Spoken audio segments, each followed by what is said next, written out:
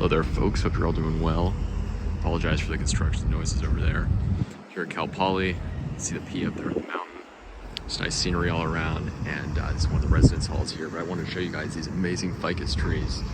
These are really some of my favorite trees, both species, and these are either tropical or at least subtropical trees. I believe they're mostly tropical, and they these species specifically, so they only really grow in the milder parts of California. And this species actually is pretty common up to like San Francisco. You see it all over the city, lining streets and stuff, but I don't really know of them north of San Francisco. Maybe they can grow north of there, but you know, really not a lot of areas with frost. But again, here, it just shows you the mild climate we got here. So this is Ficus microcarpa, and this is the Chinese banyan or Indian laurel fig or something like that. One of the most common trees in California, and it's lining streets all over, you know, Southern California, LA area, lines the streets downtown here, and it just makes for a spectacular canopy, and then all the way up to San Francisco, like I said. And then now there's a whole argument over whether to keep or remove them. Most cities have stopped planting them, and many are removing them now because the limbs are huge and prone to failure often, so they'll fall in like storms and stuff. And the roots can be very invasive, so like this is an ideal spot to plant it. You know, when you have it in like a little spot along the sidewalk, they can uplift the sidewalks. But you know, again, I'm not a city manager or anything, but I think they're just spectacular trees, and there are ways of sort of curtailing that, like putting root boxes in place. So I think if there's a way you can sort of balance it, maybe not have them everywhere, but save some of them and maybe continue to plant them in some areas, because the shade they provide is unparalleled. These are young examples, but I can show you guys the ones downtown. I got to get a video of those lining the streets in downtown San Luis Obispo. It's just spectacular. I mean, if you look up a picture of the city, that's one of the first things you'll see is the spectacular ficus trees lining the streets and providing a full canopy. They're just beautiful. They have this beautiful whitish bark, beautiful evergreen foliage, just very tropical looking, and just spectacular trees. So there's two of them here, and then these are also just spectacular. These are Ficus microcarpa, or microphylla, I believe. The Morton Bay fig, and I have videos of some other ones. They're just spectacular trees. These are pretty decent size, as you can see, and the roots on them are just amazing. So I'm trying to get a shot, and there we go. Yeah, I mean, you just look at these, just absolutely spectacular. And these are from Australia. The other one's from, I believe, China all the way down to Australia, and this one's just from Australia. But it is just spectacular trees. The foliage, actually, funny enough, looks kind of like a southern magnolia foliage, which just shows you how exotic looking southern magnolias are. The fact that they grow where I'm from in the DC area is pretty amazing. But you got two big ones here.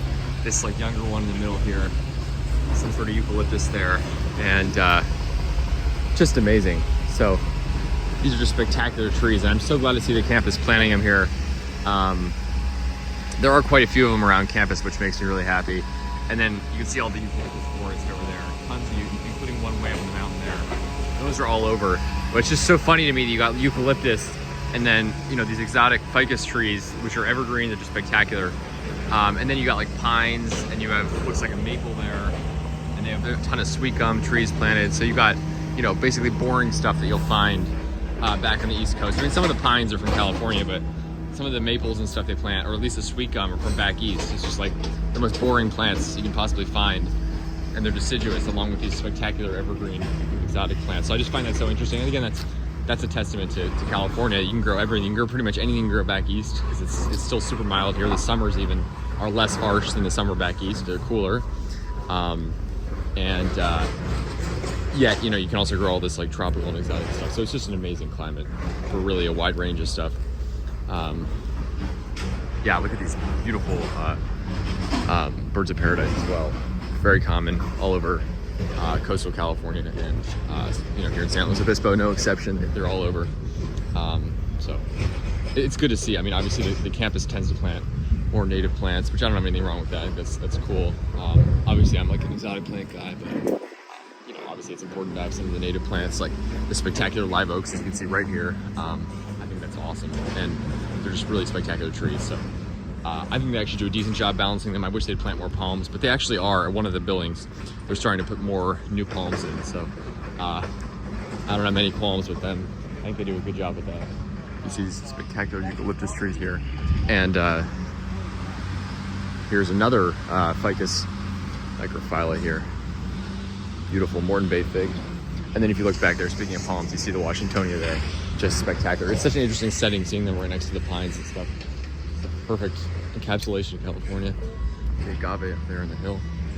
And I'm taking you guys around the bend here just to show you one more really good example of a Ficus microcarpa, the Chinese banyan, which again, one of the most common trees in California. And it's funny because, like I said, they were planted sort of like en masse in like the 50s or like the mid-century because they're spectacular shade trees. I think they're honestly one of the most beautiful and one of my personal favorite trees of all.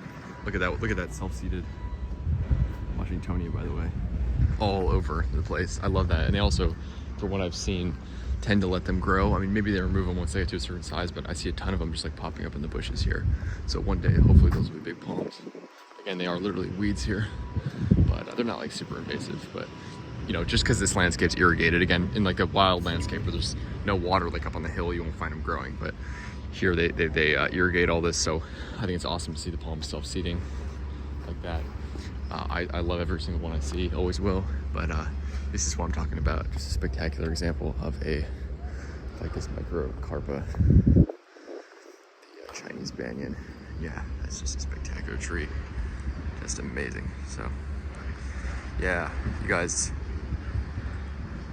come out to California, keep an eye out for these. I mean, they're really hard to miss. But like I said, their favorability has really gone down because, again, they do definitely have real problems. There's no question about it. And now there's like a disease that's killing a lot of them in Southern California, which I've seen, which really sucks. But thankfully, it doesn't seem to be here. So the ones here seem to be healthy, and for the most part, they're leaving them be. I don't know if they're still planting them, but at least the ones downtown seem safe for now. So that's good. And these trees, I don't even know what these are, but they're crazy looking. Look at the spines on the trunk. I should know this because they're pretty common here. But these are just like wild trees. It's all the trees in California, that, you know, the Araucaria, Ficus, everything's like out of like a Dr. Seuss book or something, kind of, which I love.